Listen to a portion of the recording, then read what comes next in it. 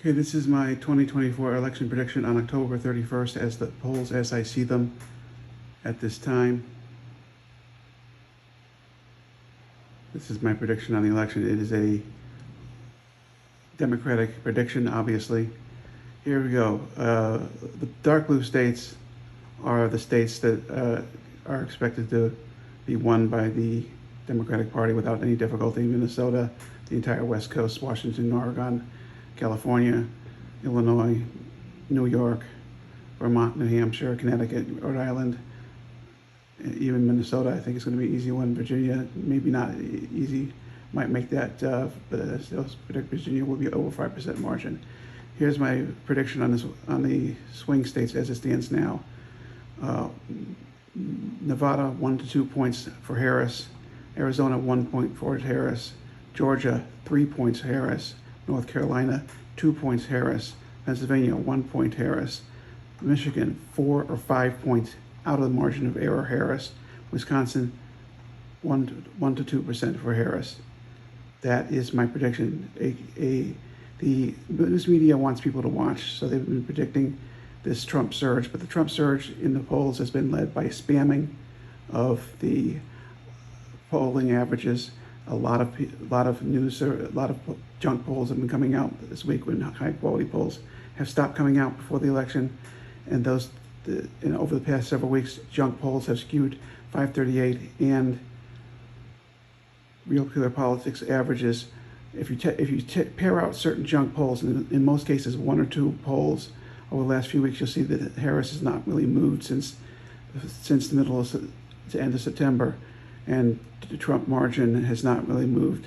And the recent question is the complete piss off of the Puerto Rican voting community, which represents 480,000 or 420,000, I forget which number, of voters in Pennsylvania. That could push Pennsylvania out of the toss-up column.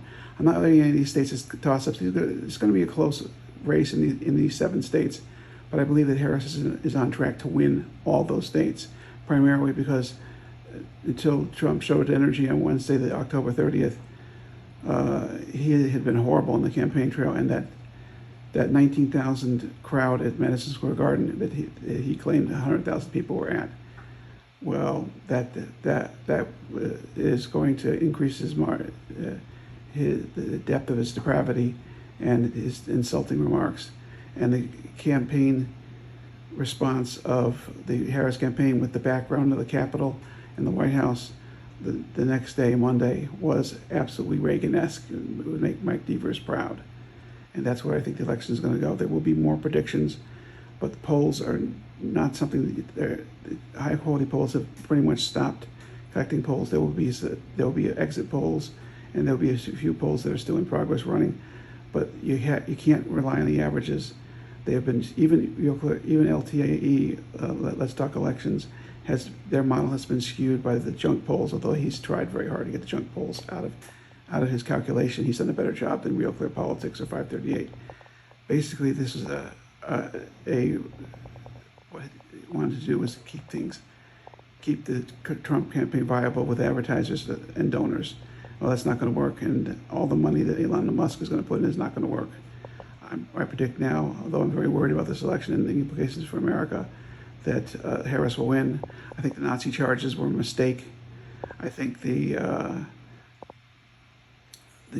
if by some miracle I'm way off, and I admit I could be wrong, that Trump is elected president, he will leave office on January 20th, 2029, no matter what, because no man is bigger than the electoral system. Our democracy is stronger than Democrats give it credit.